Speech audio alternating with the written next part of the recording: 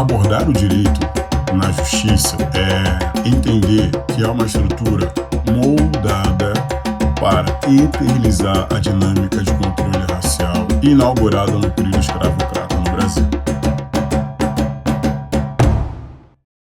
Quando a gente vai entender como influenciar o campo da justiça, é muito importante ter em mente que influenciar aqui é reduzir danos e, obviamente, discutir no campo da lógica, né? Como a gente vai falar de democracia se há racismo? Não faz o menor sentido. Isso é incompatível. Vocês querem, de fato, ser um país democrático? Então, há uma necessidade da gente, de fato, trabalhar para a erradicação das desigualdades raciais e toda forma de discriminação, como determina a Constituição da Cidadania, que criminalizou, inclusive, o racismo. O racismo, quando bate a porta, ele determina que as pessoas se posicionem, né? Você precisa se posicionar. Você vai lidar com essa realidade e ele vai bater a porta independente de você querer ou não. A advocacia, ela ocupa uma posição muito importante em sociedades divididas por desigualdade, né? A nossa Constituição vai dizer que a advocacia ela é indispensável à realização da justiça e, de fato, o advogado ele tem a autonomia, né, que outros profissionais do direito talvez não o tenham. Outrora, quando nós nos formávamos, né, e chegávamos na nossa instituição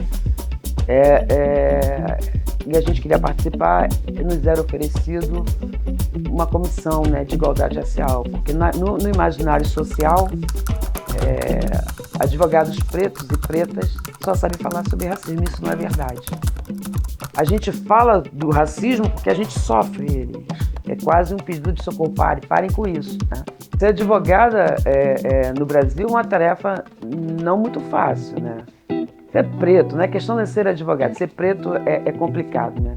Quando eu comecei na profissão, dentro da minha faculdade, tinha eu e mais 2 pretos. A gente realmente não se sente pertencente. Com o advento das cotas, a universidade se tornou mais preta e, consequentemente, a OAB.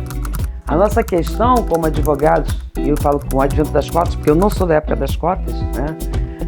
Nós temos um problema, um gargalo. Os pretos, quando se formam, eles não querem ir para a OAB, eles entendem que aquele lugar não é para eles, aquele espaço não é deles. Mas com a associação a gente conseguiu empretecer, escurecer a OAB Rio de Janeiro. E hoje nós temos o 4º andar, uma parede de memória da advocacia preta, que são aqueles advogados que morreram, importantes, e que hoje levantaram, estão no panteão dessa parede, que não é da associação, é da OAB do Rio de Janeiro, mas foi uma articulação e idealização da Associação de Advocacia Preta Carioca. Há uma herança do processo de coisificação racial da escravidão na nossa atualidade, né?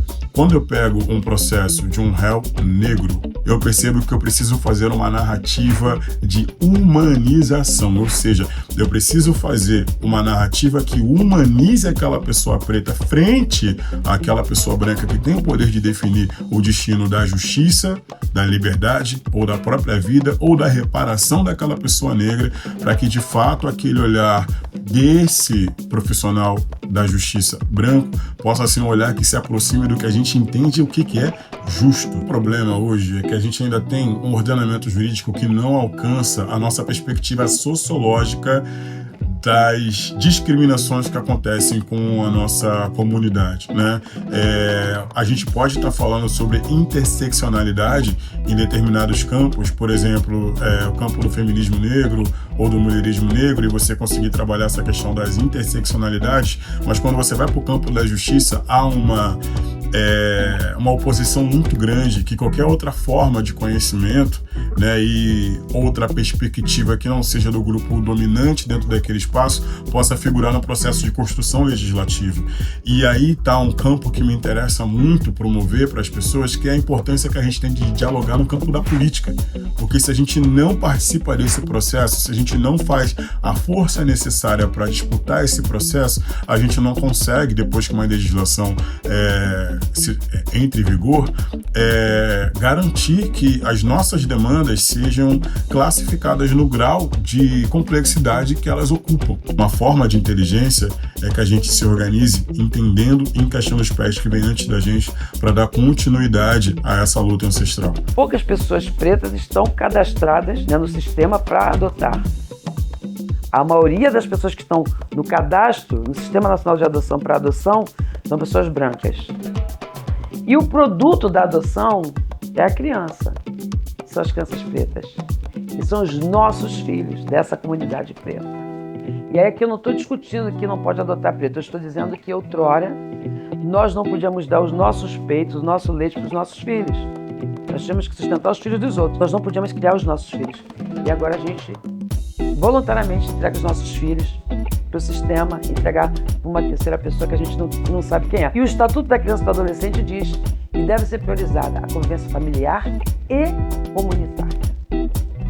Comunitário, eu entendo que uma criança preta deve ser considerado que ela fique numa comunidade preta. Então, eu sempre convoco as pessoas pretas, se habilitem para adoção e adotem crianças pretas. Eu sou uma mulher que eu penso, eu advogo para qualquer pessoa. Eu sou uma advogada e eu não faço acepção na minha advocacia, né? Nós não queremos discriminação. Aliás, nós nunca fomos violentos. Eu reitero isso várias vezes.